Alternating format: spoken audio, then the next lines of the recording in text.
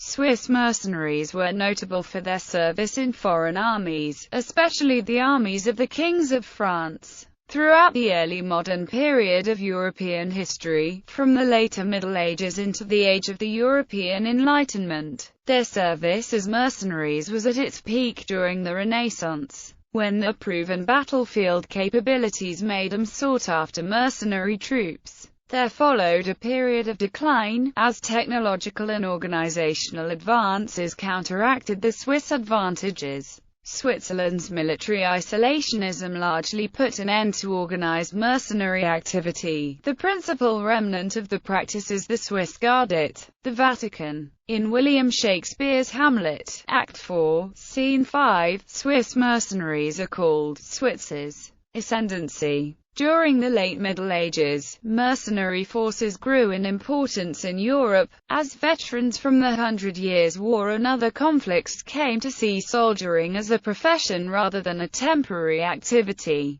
and commanders sought long-term professionals rather than temporary feudal levies to fight their wars. Swiss mercenaries were valued throughout late medieval Europe for the power of their determined mass attack in deep columns with the pike and halberd. Hiring them was made even more attractive because entire ready-made Swiss mercenary contingents could be obtained by simply contracting with their local governments. The various Swiss cantons, the cantons, had a form of militia system in which the soldiers were bound to serve and were trained and equipped to do so. Some Swiss also hired themselves out individually or in small bands. The warriors of the Swiss cantons had gradually developed a reputation throughout Europe as skilled soldiers, due to their successful defense of their liberties against their Austrian Habsburg overlords, starting as early as the late 13th century, including remarkable upset victories over heavily armored knights at Morgarten and Laupen. This was furthered by later successful campaigns of regional expansion.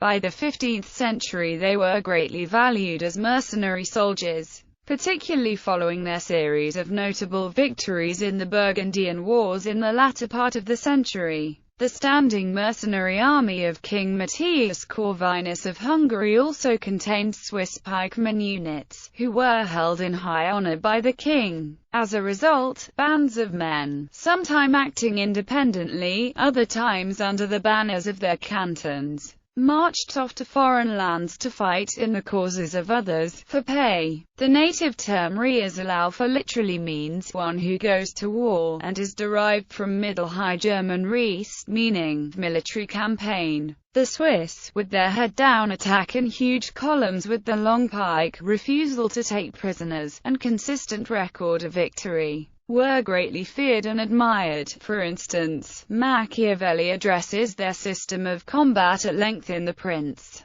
The Valois kings of France, in fact, considered it a virtual impossibility to take the field of battle without Swiss pikemen as the infantry corps of their armies. The young men who went off to fight, and sometimes die, in foreign service had several incentives: limited economic options in the still largely rural cantons, adventure, pride in the reputation of the Swiss soldiers, and finally what military historian Sir Charles Oman describes as a pure love of combat and warfighting in and of itself, forged by 2 centuries of conflict, Landsknechts and the Italian Wars. Until roughly 1490, the Swiss had a virtual monopoly on pike-armed mercenary service. However, after that date, the Swiss mercenaries were increasingly supplemented by imitators, chiefly the Landsknechts. Landsknechts were Germans and became proficient at Swiss tactics, even surpassing them with their usage of the Zweihander to crush opposing pike formations. This produced a force that filled the ranks of European armies with mercenary regiments for decades. After 1515 the Swiss pledged themselves to neutrality, other than regarding Swiss soldiers serving in the ranks of the Royal French Army. The Landsknecht, however, would continue to serve any paymaster, even, at times, enemies of the Holy Roman Emperor. The Landsknecht often assumed the bright soldiers' outfits of the Swiss.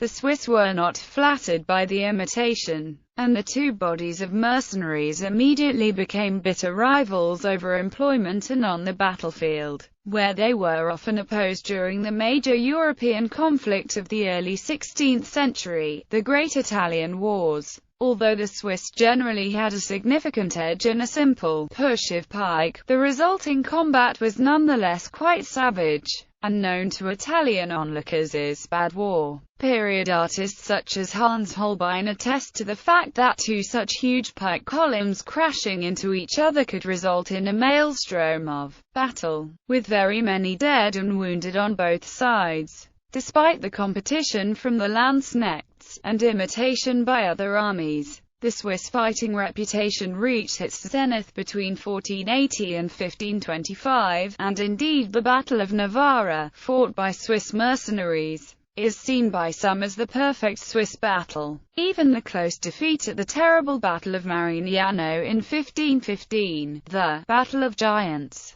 was seen as an achievement of sorts for Swiss arms due to the ferocity of the fighting and the good order of their withdrawal. Nonetheless, the repulse at Marignano presaged the decline of the Swiss form of pike warfare. Eventually, the two-century run of Swiss victories ended in 1522 with complete disaster at the Battle of Bicocca, when combined Spanish tercios and Landsknecht forces decisively defeated them using the Zweihander, superior tactics, fortifications and new technology. At Bicocca, the Swiss mercenaries, serving the French king, attempted repeatedly to frontally storm an impregnable defensive position, only to be mown down by small arms and artillery fire. Never before had the Swiss suffered such heavy losses while being unable to inflict much damage upon their foe. Organization and tactics. The early contingents of Swiss mercenary pikemen organized themselves rather differently than the cantonal forces. In the cantonal forces, their armies were usually divided into the Vorhut, Gualdhut and Nashhut, generally of different sizes.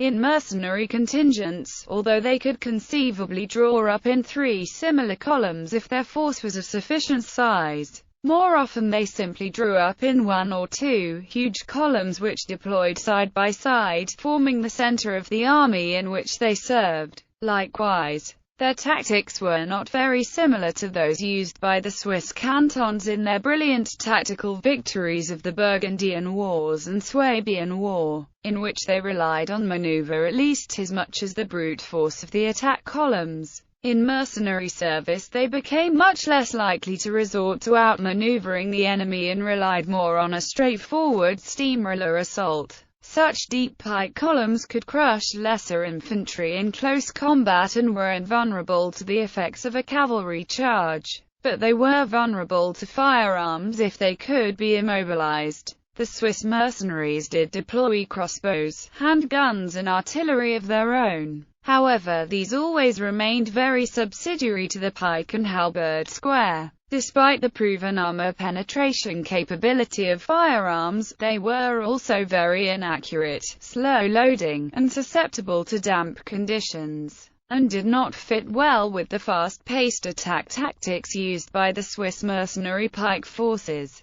The Swiss remained primarily pikemen throughout the 16th century. But after that period they adopted similar infantry formations and tactics to other units in the armies in which they served. Accordingly, their tactics became less unique, and they took a normal place in the battle line amongst the other infantry units. End of military ascendancy. In the end, as proven at Marignano and Bicocca, the pike attack of the Swiss mercenaries proved to be too vulnerable to not only firearms wielded by Spanish and Landsknecht arquebusiers and the earthworks and artillery of the French, but also to the better trained German Doppelsoldner. These arquebusiers and heavy cannons scythed down the close-packed ranks of the Swiss squares in bloody heaps, at least, as long as the Swiss attack could be bogged down by earthworks or cavalry charges, and the shooters were backed up by Spanish and or Landsknecht pikemen and Doppelsoldner wielding Zweihander to defend them if necessary from the Swiss in close combat.